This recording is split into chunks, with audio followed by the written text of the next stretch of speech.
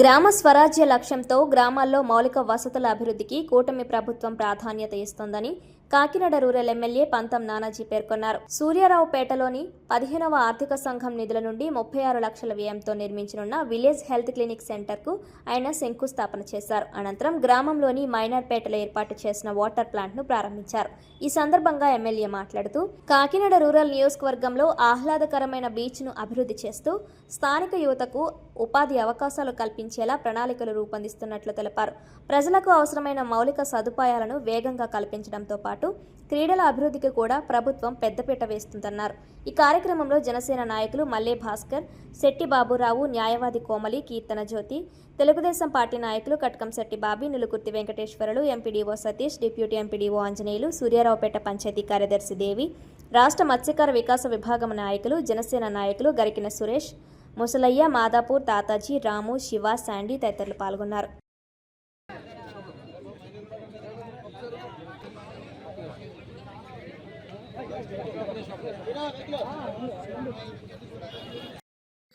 అందరికీ నమస్కారం.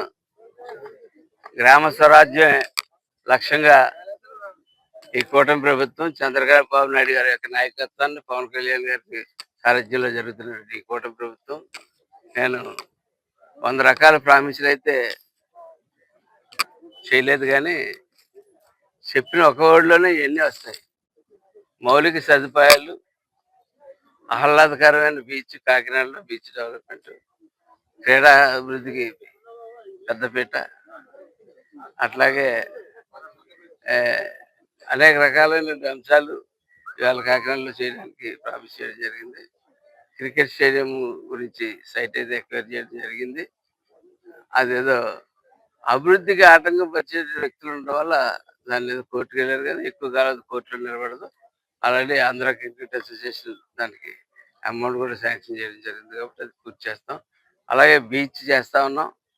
అట్లాగే పండూరు పార్కుని, చెరువుని ఒక పర్యాటక కేంద్రంగా తయారు చేస్తా ఉన్నాం. బీచ్లో ఇన్స్టిట్యూట్ ఒకటి ఆల్రెడీ పెట్టడం జరిగింది, సూర్యాపేట ఇన్స్టిట్యూట్. స్థానికులతోటే షాపులు పెట్టి స్థానికులకే వాళ్ళకి ఒక ఇన్కమ్ జనరేట్ అయ్యే విధంగా జరిగింది. అట్లాగే ఇంకా అనేకమైన అంశాలు ఉన్నాయి బీచ్లో చేయడానికి. అట్లా అందులో భాగంగా మౌలిక సదుపాయాల్లో భాగాల్లో 100 కోట్ల రూపాయల దాకా వెచ్చించి రోడ్లు వేయడం జరిగింది. పశువులను కూడా పరిగణలోకి తీసుకుని పశువులు తాగునీరు తొట్లు కానీ, పశువుల యొక్క ఈ పాకలు కానీ అన్నీ కూడా తీసుకోవడం జరిగింది. అలాగే జలజీవన్ మిషన్, అసంపూర్ణంగా ఉన్న జలజీవన్ మిషన్కి తిరిగి పవన్ కళ్యాణ్ గారి నిధులు తీసుకొచ్చి జలజీవన్ మిషన్ పూర్తి చేయడం జరిగింది. అలాగే వాటర్ కిట్ ద్వారా ఈ తూర్పుగోదావరి జిల్లాకి, పాత ఉమ్మడి తూర్పుగోదావరి జిల్లాకి 1650 కోట్లు తీసుకొచ్చి అందులో 100 కోట్లు సరిసేపు కాకినాడ రోడ్లు కూడా తీసుకొచ్చి వాటర్ గ్రిడ్ ద్వారా ప్రతి ఇంటికి నీరు ఇచ్చి, ప్రతి గ్రామానికి నీరు ఇచ్చి కార్యక్రమంలో ఉన్నాం. అలాగే మౌలిక సదుపాయాల్లో భాగంగానే ఇవాళ ఈ హెల్త్ క్లినిక్లు ప్రతి గ్రామంలో ఇంచుమించు 2-3 గ్రామాలు కలిసి పూర్వం పిహెచ్ సెంటర్స్ ఎలా ఉన్నాయో అట్లాగే హెల్త్ క్లినిక్లు కూడా పెట్టడం జరుగుతుంది. ఇందులో 15th ఫైనాన్స్లో 36 లక్షల రూపాయలు పెట్టి ఇవాళ ఇక్కడ సూర్యారావుపేట గ్రామంలో మనం ప్రారంభించుకుంటా ఉన్నాం.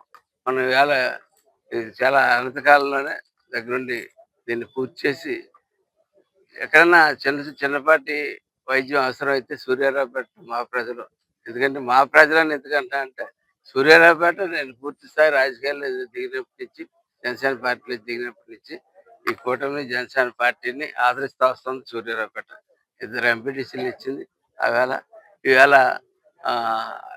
సర్పంచ్ నామినేషన్ వచ్చి నగ్గిన సర్పంచ్ని వాళ్ళు డిక్లేర్ చేసుకుని వెళ్ళిపోయారంటే, ఆల్రెడీ మేము గతంలో సర్పంచ్ నగ్గినప్పటికీ రాతల ప్రకారం లేదు తప్ప ప్రజల హృదయాల్లో అయితే మేము సర్పంచ్గా కూడా మేము ఈ గ్రామంలో నగ్గిన గ్రామం.